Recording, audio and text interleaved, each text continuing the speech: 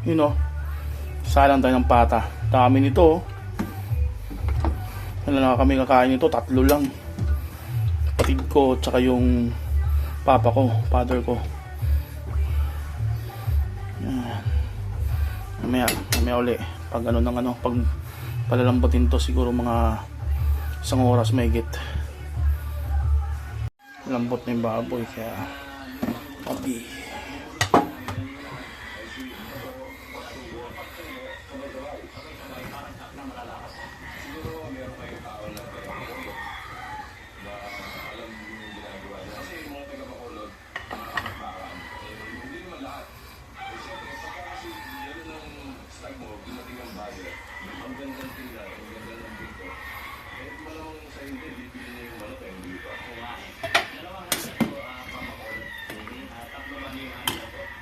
Yun, goods na.